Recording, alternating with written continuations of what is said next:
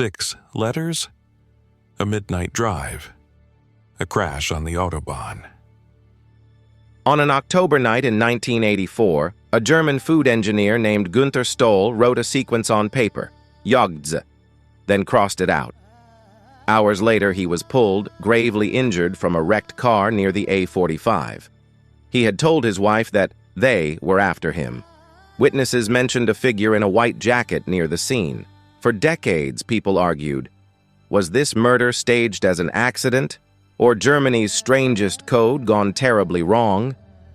Tonight, we travel the last hours of Günther Stoll, read the letters that refused to give up a meaning, and end with an update that changed the official story in 2025. Who was he? Stoll was 34, a food engineer from the Siegerland area. Recently unemployed, increasingly anxious, he sometimes spoke about those people, unnamed figures he believed meant him harm. He didn't provide names, only the warning tone that makes families uneasy. Anxiety had started to dominate his days. Close to 11 p.m., on October 25, 1984, he reportedly exclaimed to his wife, "Now a light goes on for me." In German, "Jetzt geht mir ein Licht auf." He then wrote 6 characters, YOG'TZE, or maybe not exactly those characters. The note was crossed out quickly and it never made it to police evidence. His wife later said she threw the paper away. The combination we repeat now, YOGTZE, may be a reconstruction rather than a certainty. That detail matters. When a mystery is built on a piece of paper no one can examine, theories multiply faster than facts. After the note, Stoll left home and walked into his local pub. Witnesses said he ordered a beer and collapsed backwards from his stool before he could drink. Not drunk, just down. He got up unsettled and disappeared into the night.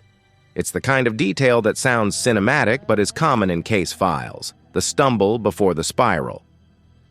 Around 1 a.m., Stoll visited a woman from his childhood in Hagen-Süd. He warned that something terrible would happen that night. She urged him to go to his parents. He refused. He left again, driving alone. From that point, the timeline fractures. There are 2 missing hours. No receipts, no cameras, no phone traces that survive. Only the tightening radius of a night and a man in a state of fear. Sometime around 3 a.m., 2 truck drivers noticed a blue compact car in a ditch near the Hagen-Süd exit. They pulled over. In the darkness, they recalled a person in a white jacket moving away. Inside the car, they found Stoll, naked, gravely injured but still conscious. He said 4 men had been with him, not friends. The wreck didn't match the simple picture of a one-man crash, at least not at first glance. He died en route to hospital. Early investigators considered that he had been struck elsewhere and placed in the passenger seat. The car then rolled into the ditch to stage a crash. It's an explanation that scrapes against the details, injuries, damage patterns, the nakedness. Why would someone undress the victim? Why the moving figure in white? Why mention 4 men? 3 details, no shared key. Theories started to cling to the 6 letters. What is YOGTZE? Some proposed a food engineering shorthand. Others saw a license fragment. After a 1985 TV segment, amateur radio enthusiasts said the G might be a 6. YO6TZE, a Romanian call sign pattern. It makes us feel clever to find patterns. It doesn't make them true. Without the original paper, even the exact combination may be wrong. So people worked backward from the human parts of the story. Stoll's anxiety, his statement about them, the collapse in the bar, the warning to a childhood friend, the 2 empty hours, the white jacket. If you want a conspiracy, there is enough for a conspiracy. If you want an accident, there is enough for an accident. If you want something in between, there is enough for that as well. Let's slow down and reconstruct the night as cleanly as possible. First, the note, a private spark of meaning, maybe nonsense. The crossing out feels important. Either he rejected the idea or was ashamed of it. Second, the pub, a collapse without alcohol, a body under stress, or a mind overwhelmed. Third, the late-night visit. He announces danger but does not accept help. Fourth, the missing hours. We are in the territory where imagination outpaces evidence. Fifth, the crash site.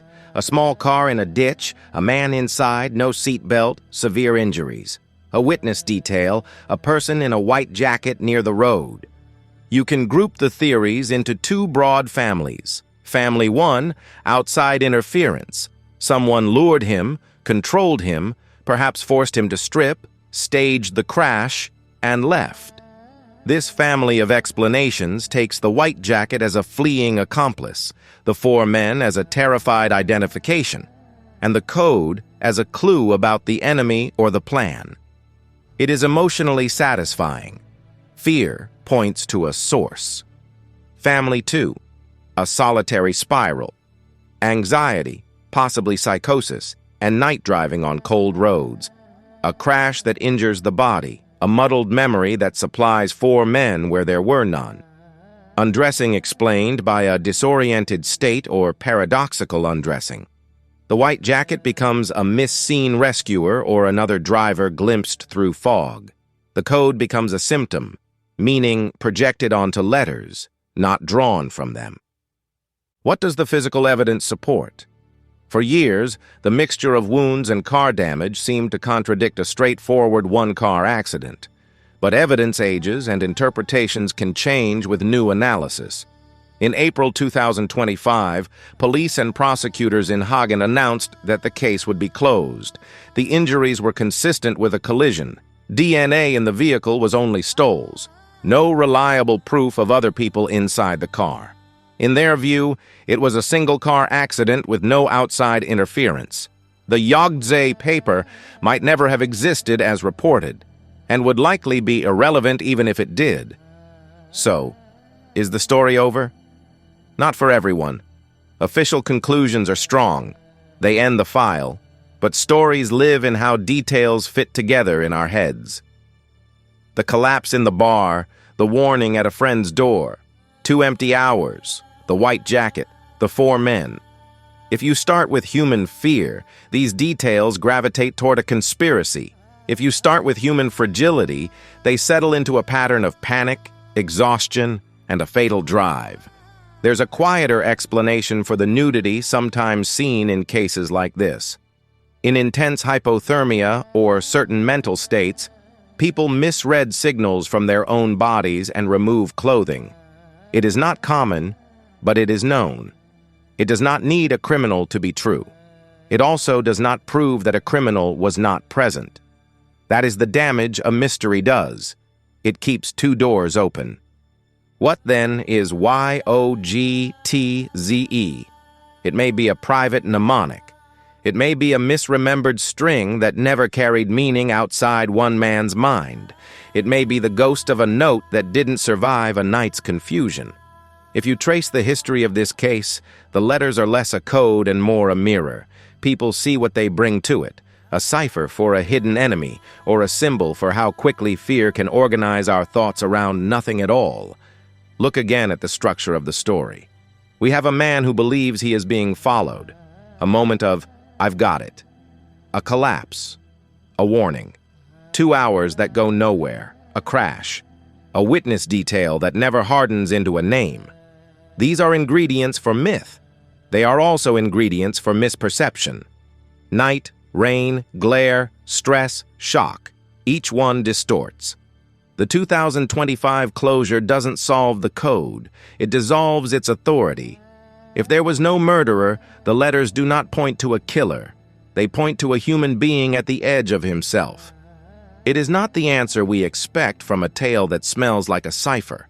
It is the answer that often comes when legend collides with forensics. So we end with 2 truths that can live at the same time. 1. The authorities concluded this was a single-car accident with injuries and DNA to match and closed the file.